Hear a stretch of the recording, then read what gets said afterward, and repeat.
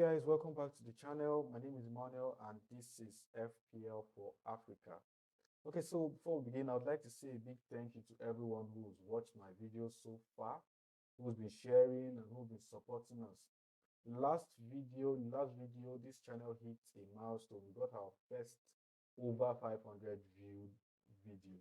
It sounds like a small number, a very small number compared to the rest of the content creators out there, but that's a big win for me and I'm going to celebrate it. So thank you guys, thank you guys, thank you guys. Okay, so in the last video, I was talking about the players to pick for match day 3, players I thought had the better fixtures based on where their team has gone to at this point in time, those who have qualified and all that. And I delayed making this video because I wanted to see what will go on this in this game, on this group game between France and Hungary. And my oh my, France just went ahead to change the shape of things. When I'll be writing off some of their players in the last video because okay, they should have qualified by beating Hungary and just maybe not go with a strong team against Portugal. Guess what? They decided to draw 1-1. My only joy and happiness with that is that I had Griezmann in my team, whereas most people had Mbappe and Hernandez or started Loris, who I actually had. I opted against starting him because Donnarumma had already given me the required 6 points I needed. And the 6 points from Griezmann becomes a differential point, and wow, that's quite nice. Like I mentioned on Twitter, I wasn't going to change. For those of you who don't follow me on Twitter, the handle is @legalfpl, @legalfpl. Links will also be in the description down below. Okay, so I said I was going to stick with Bale as the captain. I felt like actually changing the captain to Yarmolenko, but then I just stuck with it because I felt like I'll be looking for just 20 points instead of the 18 Bale gave to me. And I wasn't willing to gamble that for just 2 points, and I just stuck it out with Bale. So I feel it's okay because Bale's captaincy was more like a differential pick, and I'm glad it worked out. Okay, so let's switch ahead to my match day 3 squad.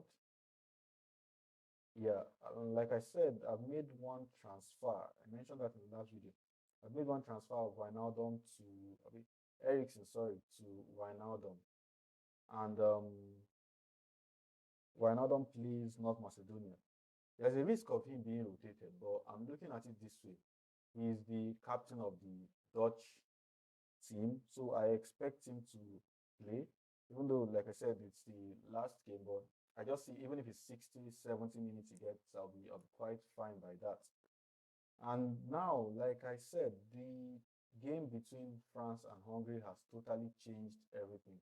I was previously looking to swap out Robertson and bring in another defender, but right now I think I'm going with Ronaldo, swapping Ronaldo to Mbappe because I feel they need it more. The French team need it more. So I'll just be making it. It sounds crazy taking out Ronaldo for another striker, but I would actually be doing that right now. I'll be doing that, making that transfer because I can't be moving Depay who faces North Macedonia or Lukaku who faces Finland, which is a fairly easy game. I'll be moving Ronaldo who plays France and bringing in a French striker instead. Okay, so let me just go through the team and show you why I'll be sticking with these players. Like I've touched on Depay, he plays North Macedonia, which is quite an easy game.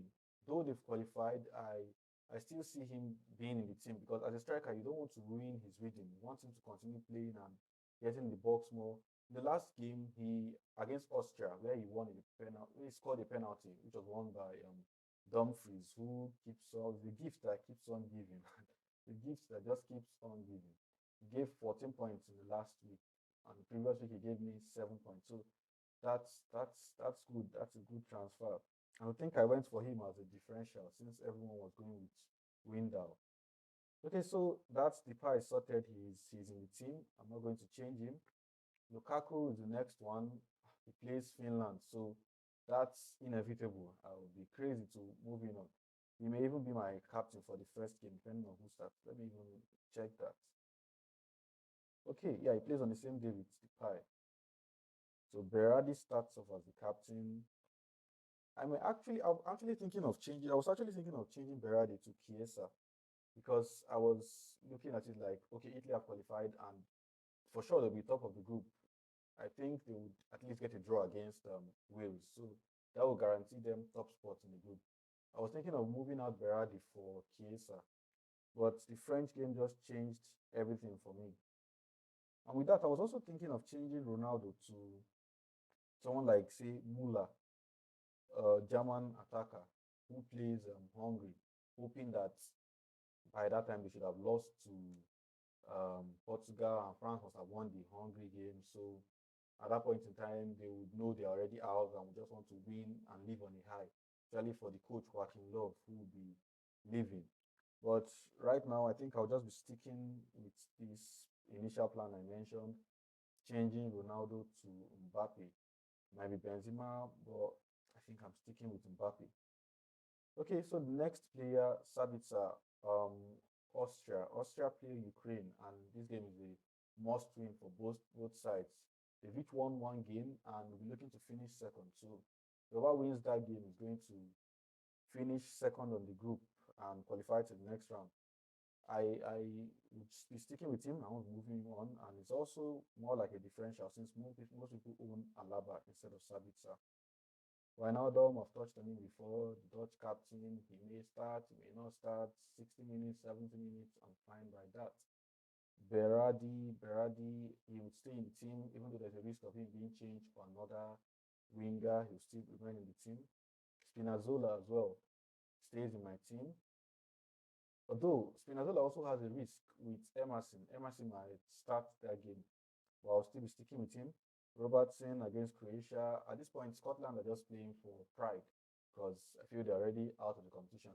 Though they got a point against England, and I'm not really satisfied that they play. I just feel they stepped up in that English game because it's a derby, and most of the players are they play in England, so they are just felt that kind of pride to do well. So I won't be moving him, and I'll be hoping, okay, if at least he could make it an assist at this point in time. Because if you watch the Scottish games, he most times provides everything. Everything goes through him.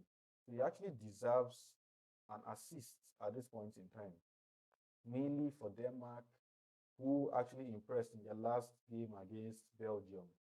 Such a shame they didn't win that. Such a shame they don't have a quality striker. I tell you, if they had someone like Lukaku as their number nine, maybe the outcome of that game would have been different.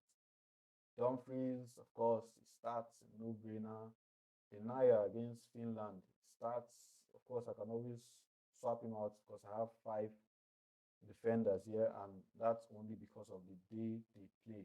Based on the 20th, 22nd, 21st, 21st, 21st, and all these play on the 23rd, so I can do that. The transfer, I can do the substitution, sorry, as the match day goes. As the match day goes. The goalkeeper, the same thing. Turkey play first and Denmark the next day. So depending on the results in this game, even though the first time match they won when I had these two keepers, I saw because I used my limitless chip in match day two, if you could remember. I took out the Turkish goalkeeper who had 3 points for Schmeichel, who ended up conceding that goal to Finland. Though we all know what happened to Eriksen and that may have influenced the match, but that was 1 point wasted. But I could still do the same if he doesn't keep a clean sheet. If Turkey doesn't keep a clean sheet, they'll be playing Switzerland. I don't know about the possibilities for a clean sheet there. I don't think they could do that, but let's see. And Schmeichel actually plays Russia, who are quite good defensively, although Italy didn't make them look like that. Did I say Italy? Sorry, Belgium didn't make them look like that. But they actually have a good defense. I think won the last game 1-0, and they made a good name for themselves. Okay, so I'm making this transfer live while I'm here. I'll be moving on Ronaldo. Where is he? Another reason I'm moving to a French striker is just so that I have a player playing on the last day. I want to have a player playing on that last day. Teams. Let's go to France. Okay. Mbappe. Okay, next. 0 points. Remember, I made one transfer for Wijnaldum. Confirm. One transfer made. There it is. It's done. Now I have Mbappe who plays Portugal. And like I said, the reason is because I feel they would want it more. I feel they'll push more. And I'm hoping even if it's a penalty, he wins, maybe with his pace against Pepe and Diaz will be on the other side. So either Pepe or Font, whoever plays, I expect him to really worry the defense. And I see a lot of people using their wild card on this game week. And I'm quite surprised because we'll be having unlimited transfers into the round of 16 because some teams would have been knocked out and all this. So you have the luxury to pick whatever players you can, just like starting afresh again. And then in the next games, I think in the quarterfinals, we also have an opportunity for 5 transfers or something like that. So I'll be keeping my wild card till the quarterfinal stage. I won't use it to the quarterfinals. Since the round of 16, I can just make limitless and multiple transfers. There's really no need for me to use my wild card right now. But that's just my thinking. Because this is my team selection. I don't expect you to copy everything, but that's it. I'm just sharing through my thought process at this point in time.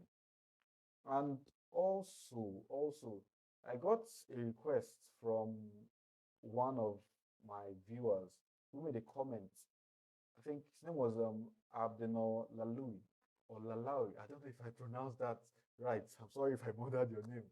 I remember the player who once played for Monaco. I mean Abdeno, he was a Tunisian player. I don't know if you're from Tunisia. From Tunisia, thank you. Wow, I'm all the way in Tunisia. Thank you. Um, like I said, Abdeno Lalawi or Lalu or La what? Sorry for murdering your name. He suggested that I created a group for the channel, a group, a league for the channel, and I promised I was going to shout him out and also share the link in the next video. So I'll be creating that league right now. I've created it actually, and I'll be sharing it on the description, so you could just go there and click to join the group. And let's create a community. Let's compete against each other. Okay, so that's basically it. That's the team. That's my team. My transfer has been made. This is the team to start. Berardi remains with the armband because he starts first. I could go Spinazzola. I could go the Turkish goalkeeper, but I think I'll just be sticking on him since I could still change my transfers. That's about it. That's about it. My next video will be talking about players to target going into the round of 16. That's after the Matchday 3 squad has been, Matchday 3 teams have played, and we've seen all who have qualified. When the teams for the round of 16 have been known or have been announced and the draws are made, we know the particular players to go with, and I'll create a video on that. Okay, so we've come to the end of the video. Thank you guys for watching. Do like and subscribe. Thank you for watching so far, and I'll see you in the next video. Cheers.